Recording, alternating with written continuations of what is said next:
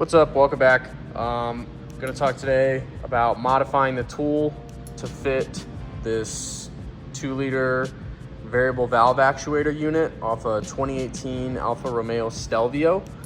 Ton of information on how to do these on the internet, but nobody seems to talk about the special tool. When you buy one of the special tools, you know, on Amazon or whatever, it's some iteration of this guy right here. And this seems to work on most of the Multiairs, but there's a few different versions.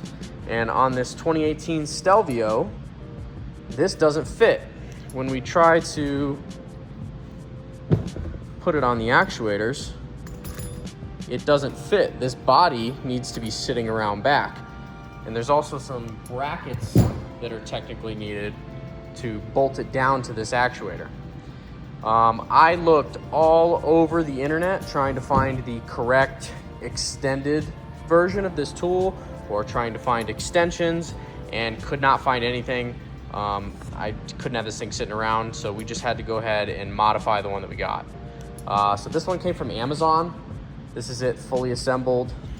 This bar is supposed to sit on the back side of this actuator assembly, and then it squeezes these actuator springs in so that you can pull the unit in and out off of the cam. If you try to just squeeze it and wedge it in there, it's not going to work. It's on dowels. These things are very fragile and they're very expensive, so you really need this tool to do it. There's not really a way around it, but like I said, I couldn't find the correct version, so I'm going to be showing you what I did to modify this one to allow it to work on this unit. Really, it's pretty simple. These blocks are threaded with an M6x1 thread, and this little bolt just locks it into place. So I just went down to my local Ace and I got a longer M6 bolt and then a couple of spacers. Just got these instead because they were a lot cheaper than the metal spacers there.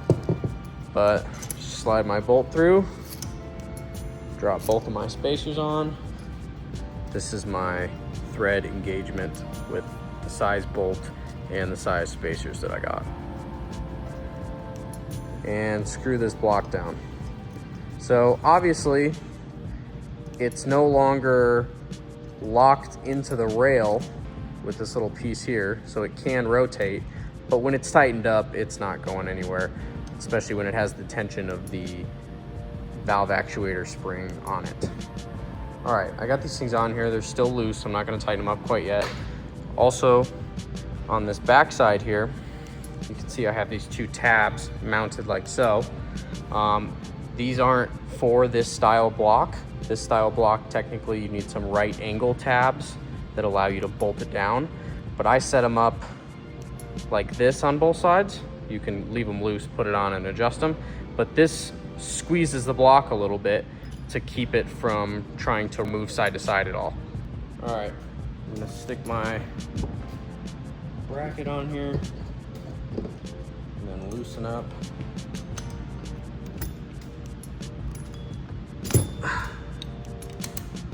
Loosen up that guy.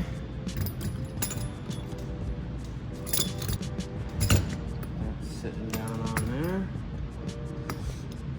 And then I'm gonna put this bracket up against it. I'm actually gonna bend it in a little bit to try to really lock it in there.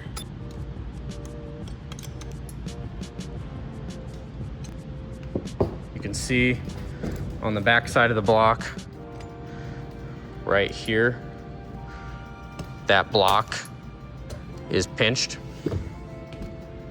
Same on this side, so it can't move side to side. So I positioned it like this and I tightened those down to lock that in.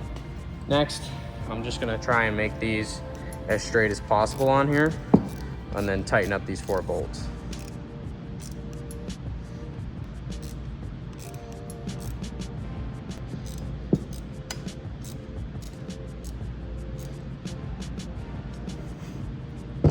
Okay, now that's on there, I have brackets securing it from the side. Obviously it's gonna brace against this back side of this block here.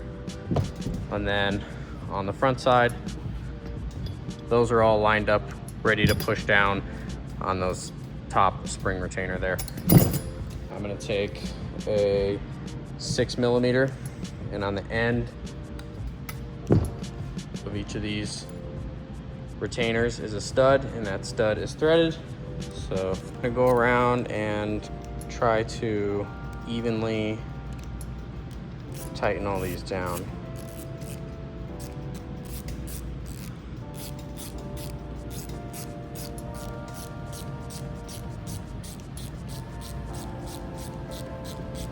All right, now we have the tool fully installed. If you are having issues, make sure this is sitting down all the way.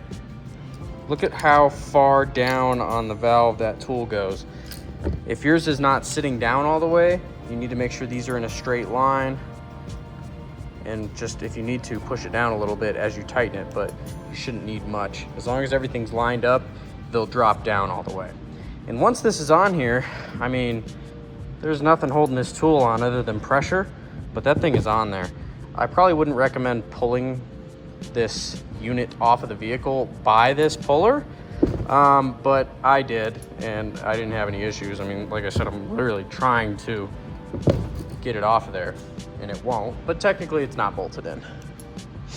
But yeah, so this is what I did. This is the tool I used.